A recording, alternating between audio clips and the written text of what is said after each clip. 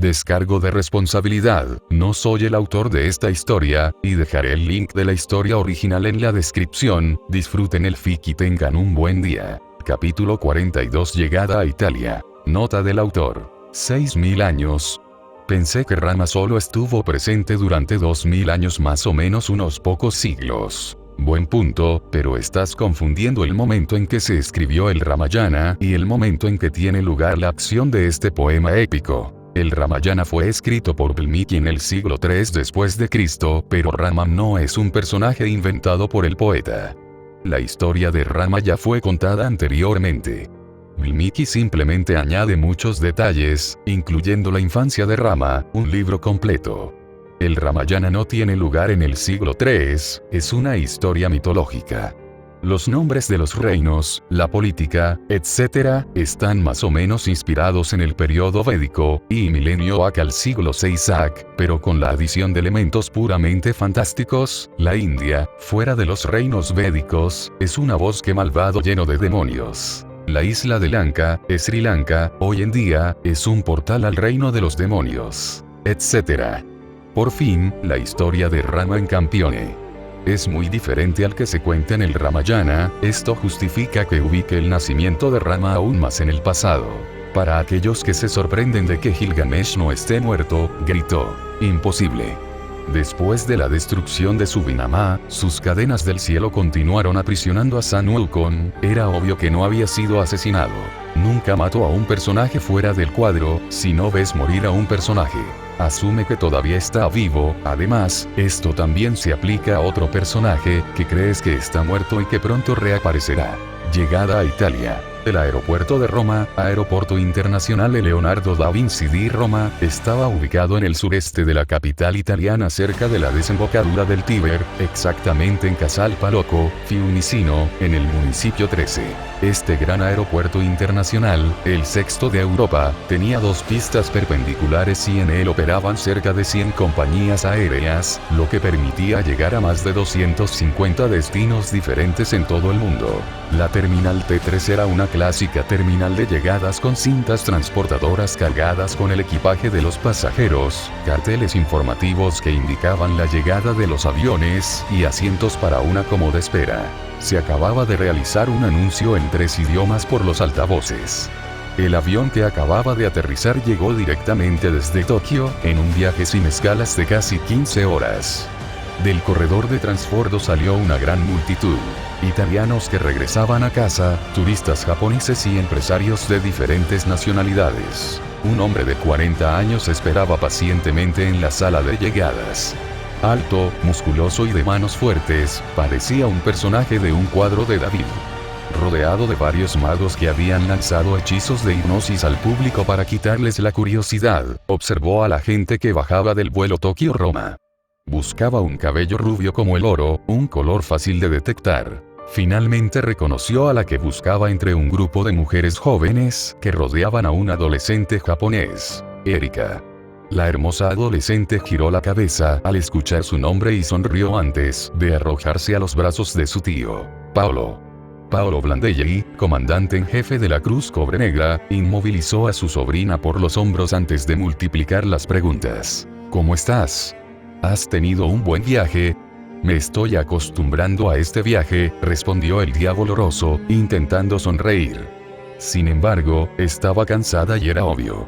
Tuve el mejor viaje que pude. Pero ya sabes, lo que es estar sentado durante casi un día es particularmente aburrido. Paolo Blandelli se rió brevemente y luego se volvió hacia Godou Kusanagi y el resto de su harén. Rey Godou, bienvenido a Italia. Gracias. Es un placer volver a verlo, Sir Blandelli. El rey diablo tenía un puchero de mal humor. Sin embargo, lamento haber venido a Italia solo para pelear o prepararme para una pelea. Me aseguraré de que no te acerques a ningún monumento histórico durante tu estancia.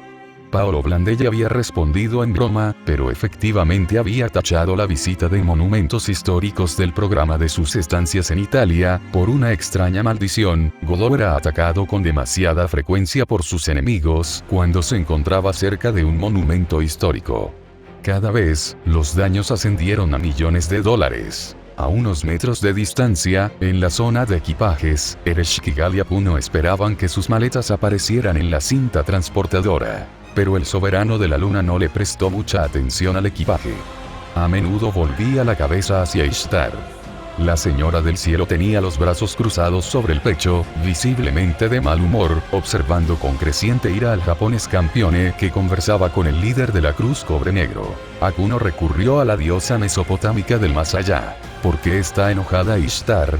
Ere sonrió, estaba divertida de una manera bastante mezquina. Ella no es el centro de atención. La gran Ishtar no está acostumbrada a que un mortal tenga prioridad sobre ella. Excepto que se entendió fácilmente.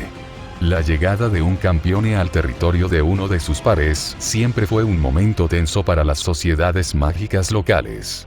Aunque Lord Salvatore Doni y Godou Kusanagi se llevan bastante bien, era normal que Paolo Blandelli dedicara toda su atención al japonés campeone, para no ofender la susceptibilidad del rey demonio visitante. Obviamente, Ishtar no apreció particularmente este recordatorio de la jerarquía en este mundo donde los avatares de los dioses están debajo de los mortales que defendieron a la humanidad contra los dioses malignos. Erika Blandelli se aclaró la garganta un poco teatralmente antes de sonreírle a su tío. Había notado que la diosa de Venus parecía un globo de feria a punto de chocar con una aguja. Tenía que evitar la explosión. Tío, dos grandes diosas nos hacen el honor de una visita. Permíteme presentarte primero a Ishtar, la reina del cielo, una de las diosas madres de Mesopotamia. Ishtar le sonrió a Paolo Blandelli, con una mano en la cadera y apartándose una de sus coletas con la otra. No creo que deba insistir en mis logros, ya sabes quién soy. A pesar de los milenios, mi nombre nunca ha sido olvidado. Soy Ishtar, diosa de la belleza y gobernadora de Venus. Teme y haz lo mejor que puedas para saciarme con tributo y reverencia. El líder de la Cruz Cobre Negra se inclinó cortésmente. Pero naturalmente, gran diosa, bienvenida a Italia. Con un gesto, ordenó a un discípulo de Hermes que se acercara. Este abrió un bolso de terciopelo y vertió su contenido en la palma de su mano, una docena de gemas talladas, azules, verdes, rojas, que brillaban a la luz del aeropuerto. Espero que este humilde regalo te agrade, sublime diosa Ishtar. Reprimiendo con dificultad el impulso que le ordenaba agarrar las piedras preciosas, Ishtar se levantó para recuperar una actitud más divina mientras tosía en su puño. La diosa de la belleza que gobierna la victoria, da la bienvenida a tu presente y te honra con su protección en la batalla. Mientras Ishtar hablaba, Ere esperaba su turno con una mezcla de impaciencia y ansiedad. Estaba vestida de manera ordinaria y había hecho el viaje en un avión creado por humanos. ¿La reconocerían los mortales como una gran diosa? ¿O volvería a hacer el ridículo? Tío, ahora permíteme presentarte a la señora del inframundo, Ereshkigal, la reina de Kur. Ere se estremeció nerviosamente al darse cuenta de que su presentación apenas había comenzado. La diosa del inframundo permaneció congelada por un momento buscando palabras mientras se sonrojaba. Obligándose a sonreír, respondió con voz firme. Agradece, te hago el honor de mi presencia. Rara vez aparezco ante los vivos. Los discípulos de Hermes se miraron unos a otros, sorprendidos por la timidez de la señora del inframundo. Una vez más, Paolo se inclinó profundamente y saludó a uno de los magos que lo acompañaban. Ofreció un ramo de flores y un libro de arte dedicado a los paisajes más bellos de Italia. Espero que disfrutes este pequeño regalo, poderosa señora de la montaña. Mientras el líder de la Cruz Cobre Negro daba la bienvenida a Campione y a las diosas, Shirou, Akuno y el resto del harén de Godou recuperaron las maletas. Subieron a dos minibuses que esperaban afuera. Vamos al otro aeropuerto de Roma para tomar un avión a Milán. Tenemos una cita con el príncipe negro Alec y Lord Salvatore Doni en el Castello Sicogna, Mozzonia Terdoviate. El abuelo de Liliana Cranjicar, el líder de los broncenegros. Cross ya ha llegado. Ya había oscurecido mucho cuando llegaron al Castello Sicogna Mozzoni. Este pequeño castillo de paredes blancas estaba situado en el suroeste de Milán, en el pueblo de Terdoviate. Fue un palacio del primer Renacimiento. Aunque conservaba una planta medieval, con torres en las cuatro esquinas de una plaza, era un castillo de recreo con grandes ventanales. Los dos minibuses que los habían recogido en el aeropuerto de Milán estacionaron en un patio interior cerrado por una verja y defendido por dos torres de ladrillo rojo. Miembros de varias sociedades mágicas italianas e inglesas los estaban esperando para recoger su equipaje y llevarlos a sus habitaciones, antes de mostrarles el castillo. La pérgola del jardín de rosas en la parte trasera del edificio principal dejó a Ereshkigal sin palabras, sorprendido y encantado. De repente se levantó viento que soplaba bajo la pérgola. Riendo, extendió su mano hacia adelante, mirando el pétalo rosa que acababa de caer en su palma. Luego se volvió hacia Akuno. ¡Qué bonito! Llueve pétalos de rosa. Shirou fue el primero en salir de su habitación. Después de todo, no tenía mucho equipaje. Una vez que su ropa estuvo en el armario, se cambió. Dejando su ropa habitual, pantalones vaqueros, zapatillas deportivas y sudadera de béisbol, en el armario, el joven pelirrojo con mechón blanco se puso la armadura negra tipo Kevlar creada por Ishtar. Una vez que se puso los guantes sin dedos y las botas de combate reforzadas, realmente parecía una versión más joven de Archer. Quedaba algo de tiempo antes de la comida, Shirou decidió ir al primer piso. Había visto una sala de esgrima y griega. Desde pequeño entrenaba 1 hora al día. A causa del viaje en avión, el joven no pudo entrenar hoy y se sintió culpable por descuidar sus ejercicios. Mientras estaba en el pasillo, vio a Ereshkigal ocupado tocando la puerta de Akuno. «Ábrelo, es una emergencia. No encuentro la miniguga». Desde el interior, la voz de Kisinami resonó un poco molesta. «Estoy ocupada cambiándome, no puedo abrir». Puse la miniguga en el bolsillo izquierdo. «Pero no pude encontrarlo», interrumpió la reina de Kur en tono frenético. «Antes de...» «¿Sí? Tu maleta solo tiene 2 bolsillos exteriores. Si no has encontrado una miniguga en un bolsillo, prueba con el otro». Fue un discurso largo para Akuno. Luciendo abatida, Ere asintió y se giró, para descubrir a Shirou mirándola divertido. La diosa mesopotámica se sonrojó violentamente, miró a su alrededor con una mirada desesperada y luego corrió a su habitación escondiéndose la cara con las manos. Sonriendo, Shirou se preguntó por un momento qué pensarían todos los médicos de historia, especialistas en mitología y asiriólogos si supieran que la fría, despiadada y malvada diosa de las terribles tierras muertas dormía por las noches abrazada a un peluche que representaba a Gugalana, el toro del cielo. No era así como se llamaba Moegat. Seguimiento. En un brillo de partículas de prana, Kazome y Bakuya se materializaron en las manos de Shirou. E inmediatamente se puso en guardia. Antes de que apareciera su ojo mental, Archer. La lección de arte marcial más importante que Ludoao le dio a Shirou fue que tenía que considerar las armas que rastreaba como maestros. Cuando proyectó una espada, Shirou no solo reprodujo la apariencia del noble fantasma, sino que también reconstruyó su historia. Gaebolg, por ejemplo, recordaba todas las batallas libradas por Kuchulain con la famosa lanza cortada de un hueso rojo. Pero Shirou no era Kuchulain. Primero, el adolescente japonés era más pequeño con brazos más cortos, menos ágil y menos fuerte, pero Shirou era ambidiestro, que no era el caso del niño de la luz irlandés.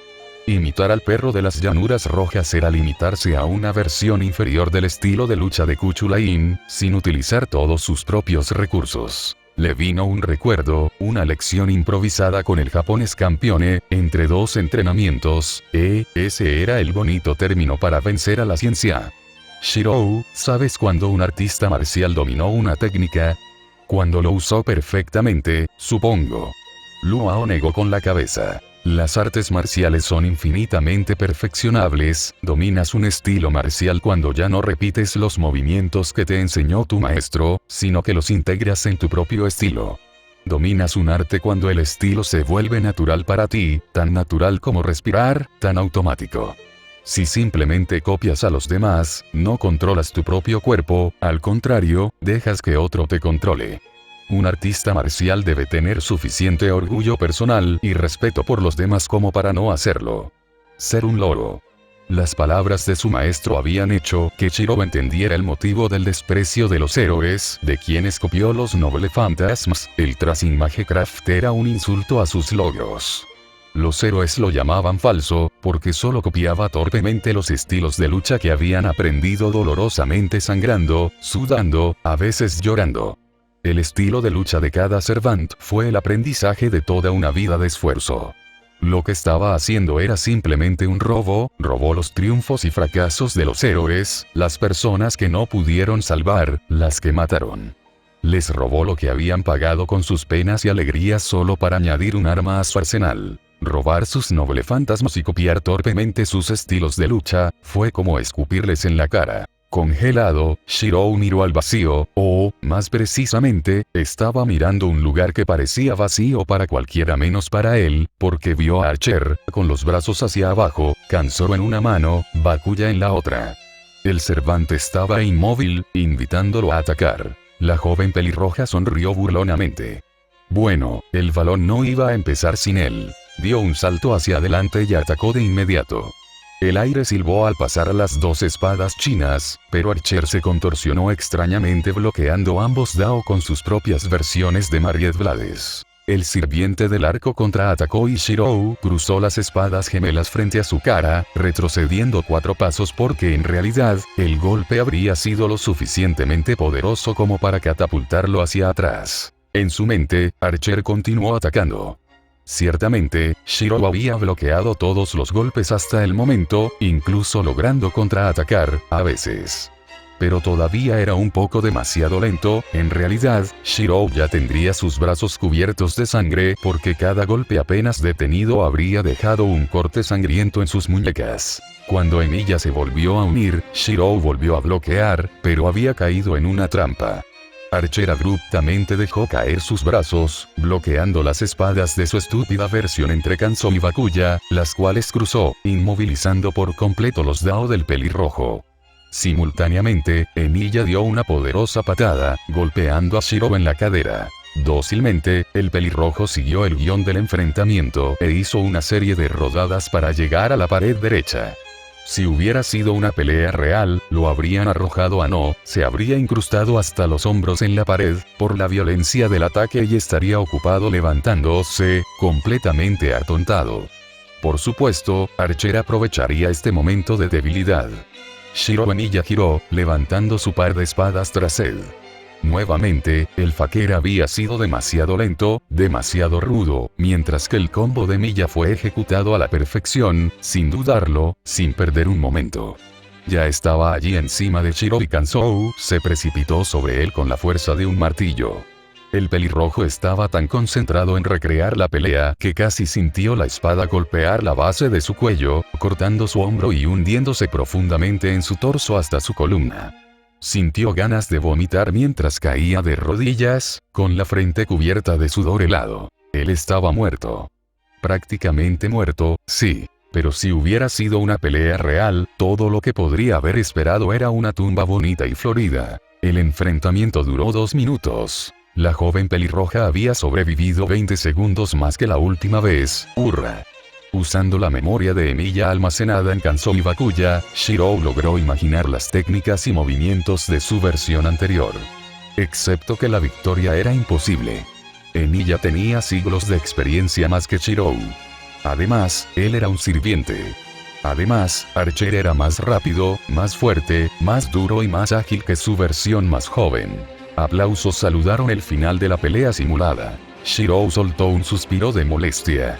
Había percibido la presencia de los 3 espectadores, e incluso había reconocido a uno de ellos, aunque nunca lo había conocido. Se giró e inclinó una mano sobre su corazón. Estoy encantado de ver que mi actuación es saludada por Lord Salvatore Domi. El joven italiano de cabello rubio era fácil de reconocer. Excepto él, que podía ir vestido como un veraneante con la camisa desabrochada y las gafas de sol levantadas en la frente, pero con una espada en la mano. Finalmente, para ser honesto, Shirou sabía que Campione estaba en el castillo asistiendo a la reunión, y además, Salvatore Domi había querido conocer al fakir desde hacía mucho tiempo. La mera idea de poder rastrear espadas hace que el Campione italiano babee de envidia. Ah, Shirou, practiquemos un poco juntos. Todavía hay tiempo antes de la cena. Pero yo solo. Salvatore lo interrumpió, sacudiendo la cabeza con expresión de dolor. Eres muy fría conmigo. ¿No somos amigos? Oh, eso es nuevo. Shirou no recordaba haberse hecho amigo del italiano que llenaba su teléfono de llamadas no deseadas. La pelirroja miró a las dos personas mayores, un hombre y una mujer, que escoltaban al campione. Ellos asintieron con entusiasmo, obviamente para pedirle que aceptara. Shirou suspiró, que yaga. Un campione era un rey y los japoneses estaban en el territorio de este rey, claramente, no podía rechazar la invitación. Está bien, pero solo si establezco las reglas para la confrontación. Sin tomarse un momento para pensar en la propuesta o escuchar las reglas primero, Donnie aceptó de inmediato. Por supuesto. Un poco sorprendida por la rápida decisión del campione, Emilia explicó las condiciones de su pelea. Usaremos armas de entrenamiento, nada de magia ni autoridades. Donnie volvió a sentir, sonriendo con entusiasmo. Claro, Shirou, un partido de entrenamiento. La mujer de 60 años que acompañaba al campione dio un paso adelante. Propongo servir como árbitro. Había un dicho. Llegar a tiempo es cortesía de los reyes. Obviamente no fue cortesía de las diosas porque Ishtar rara vez llegaba a tiempo a las citas. Consideró que llegar última, mucho después que los demás, resalta la importancia de su propia participación. Sin embargo, por una vez, la reina de Venus había decidido llegar temprano, porque no podía soportar los lloriqueos de Ereshkigal. Sus habitaciones eran contiguas e incluso al otro lado del muro de separación, Ishtar podía escuchar a su hermana buscando sus pertenencias, extraviándolas, quejándose y preocupándose.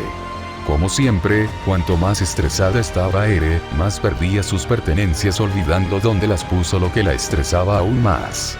En resumen, se trataba de una espiral descendente.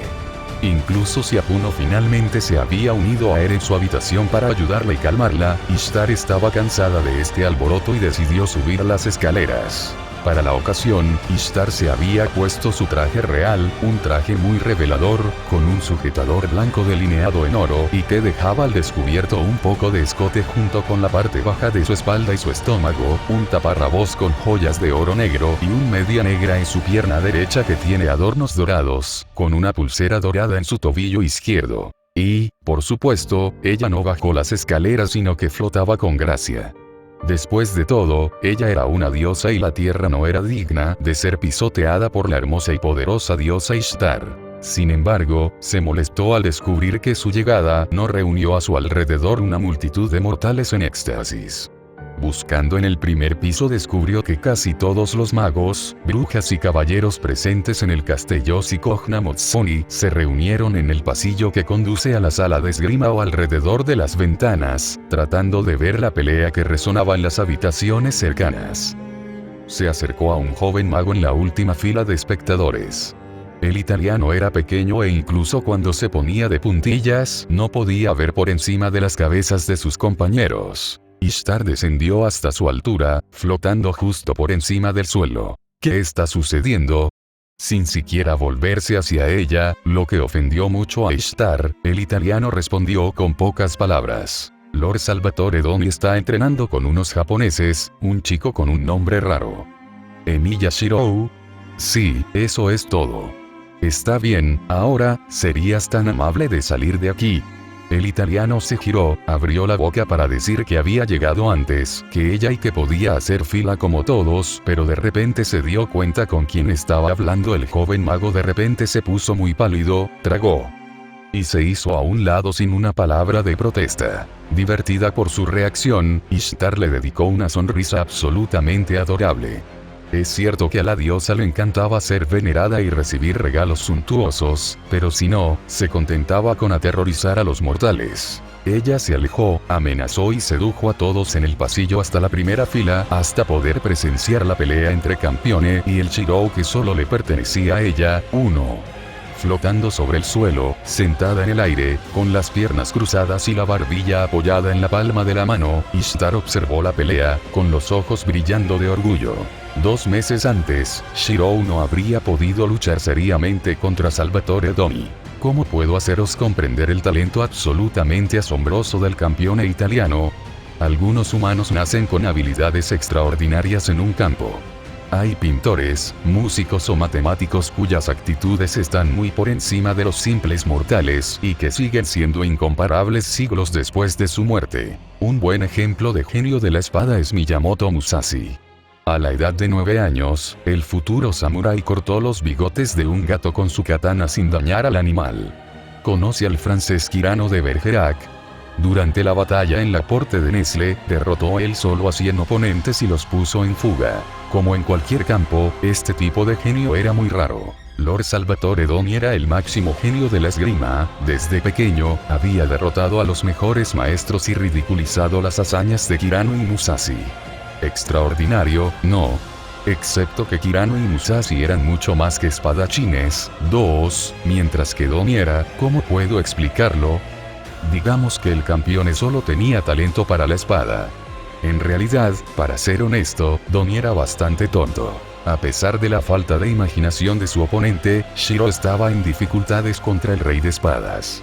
Aunque había fortalecido su cuerpo y sus espadas de madera, de lo contrario las espadas y sus huesos se habrían roto en el primer impacto. El pelirrojo sufría cada vez que su espada y la de Doni se encontraban. No fue como enfrentarse al Luao. El punto fuerte de la campeona china era la técnica. Literalmente había pasado siglos mejorando su dominio de la espada hasta el gesto perfecto, el desfile más efectivo y el ataque más poderoso. Por el contrario, Doni era un espadachín instintivo, de ahí su apodo de genio hereje. Sus ataques eran repetitivos, sus desfiles poco inspirados. Sin embargo, Shiro retrocedió varios pasos en cada golpe. Incluso entre los otros reyes diablo, la fuerza del italiano era legendaria. El pelirrojo saltó a un lado, esquivando el ataque de Doni, giró como un tornado, convirtiéndose en una tormenta de espadas. Acarició por primera vez hacia la cara, un ataque predecible que fue solo una finta, antes de cambiar de posición para atacar el vientre expuesto. Pero Salvatore dio un salto hacia atrás y repelió la espada de Shiro con un simple movimiento de muñeca. Nada mal. Mientras el japonés jadeaba, tenía la cara roja y sudaba, el campeón estaba perfectamente cómodo, sin una gota de sudor en la cara. El pelirrojo rechinó los dientes. Claro, se enfrentaba al mejor espadachín de la tierra, al menos al mejor espadachín humano, pero estaba molesto porque no podía aprovecharse. Con lo que había aprendido en los últimos meses, Shiro era técnicamente superior al campeón. Entonces, ¿por qué Doni dominaba tan fácilmente la pelea? El farsante se puso en guardia, bajando sus espadas en una obvia invitación. Salvatore sonrió y saltó hacia adelante. Era predecible, y demasiado estúpido para detectar una finta. Tensado, con la boca seca, el pelirrojo esperó el momento adecuado. Cuando el rey demonio atacó, su espada pasó brevemente ante sus ojos. Durante este breve momento, el italiano no vio a su oponente, y este breve momento fue todo lo que Shiro necesitaba, porque puede usar una apertura muy breve. Saltó a un lado y atacó, pasando bajo la guardia del campeón. 3. Lord Salvatore Doni tenía la habilidad Mindeye, era rápido y ágil, sus reflejos le permitieron saltar a un lado y levantar su espada para bloquear el ataque, pero ya era demasiado tarde. La espada de Shiro lo golpeó en la cadera. El árbitro levantó la mano. Un punto para Shiro Emilla. Hubo susurros de sorpresa en la audiencia. Aparte de otro campeón o un dios maligno, nadie había golpeado a Lord Doni en una pelea con espadas. Solo Ishtar sonrió y asintió, como si el resultado fuera obvio para ella. Cuando sonó la campana para la cena, la batalla terminó. Shiro perdió, pero por un marcador de 8-11, eso fue muy honorable. Y Doni mostró una notable honestidad al señalar el hecho de que solo había ganado gracias a la constitución de los campeones. Shiro había terminado la pelea completamente exhausto y con la garganta seca como un papiro de la época de Ramsés II. Mientras que el rey de espadas parecía tan en forma como el comienzo de su carrera matutina. Era casi imposible para un mortal común salvar tal diferencia tanto en fuerza como en resistencia. El árbitro se acercó a Shiro para felicitarlo. Estoy impresionado por tu talento, pero no realmente sorprendido. 2 de mis estudiantes me han enviado varios informes señalando que eres un espadachín talentoso. 2 de sus estudiantes, señora. Le pido perdón. Me acabo de dar cuenta de que no me presentí. La anciana se llevó la mano al pecho. Mi nombre es San Rafael, soy un antiguo paladín de la capital de los lirios. Fui el maestro de armas de Erika Blandelli, Liliana Cranjar y su adversario, el campeón Elor Salvatore Domi. No he luchado en años, pero me alegro de que mis alumnos sigan protegiendo el mundo por mí. Ella permaneció un momento contemplando y luego le sonrió a Shirou. He sido durante mucho tiempo el guardián de grandes tesoros, como las espadas Cuore di Leone e il Master. Y me gustaría hacerte un regalo. Dio una palmada y uno de los magos se acercó, llevando ceremonialmente un relicario. El objeto decorado con oro era alargado y una ventana de cristal mostraba un trozo de tela roja. Es el sudario de San Sebastián de Padua. Tiene este color rojo debido a la sangre, nunca empañada, que derramó el santo durante su decapitación.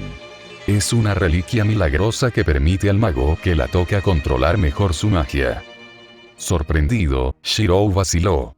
Te lo agradezco, pero... Fue interrumpido por Ishtar, quien descendió al suelo, flotando justo enfrente del relicario. Sin preocuparse por los simples mortales, examinó la reliquia desde varios ángulos mientras se frotaba la barbilla. Luego se volvió hacia Shirou. Dime, ¿piensas lo que yo pienso? La pelirroja prefirió mantenerse cautelosa. Depende de lo que pienses. El abrigo de Archer, idiota imbécil. Con los ojos saltones, Emilia la miró sin atreverse a creer que ella tenía esa misma idea en mente, pero era Ishtar claro que iba a actuar. Luego se volvió hacia San Rafael. Si el Vaticano se entera de que la diosa Ishtar cortó el sudario de un santo cristiano para hacerle un abrigo a un sintoísta, estoy seguro de que habrá un incidente diplomático. La espadachina no parecía muy entusiasmada con la idea, pero suspiró, sería mucho peor si Rama aniquilara a la Iglesia Católica. Y además a la Iglesia no le faltaban reliquias, incluso a veces varios cráneos de un mismo santo. Me quedaría en silencio, aseguró. Nota del autor.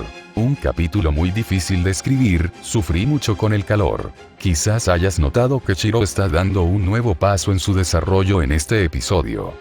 ¿Qué quieres decir con que Ishtar sería posesiva? Pueden decir eso de nuevo, amigos. Ella es la diosa suprema de la posesividad. De hecho, ella inventó todo el concepto. Y además, es caprichosa, egoísta, mimada y es una niña de papá conocida por su terrible ira. 2. Kirano era un escritor de teatro, un poeta, que también había estudiado ciencias. Musashi es autor de un tratado sobre estrategia y táctica, el libro de las 5 ruedas, fue un maestro del arte japonés en madera, dirigió un orfanato y creó un jardín de meditación en Tokio que, lamentablemente, fue destruido durante el bombardeo de Segunda Guerra Mundial. 3. Esta técnica realmente existe y se llama escudo óptico. Solo un espadachín con un incomparable sentido del tiempo es capaz de usarlo.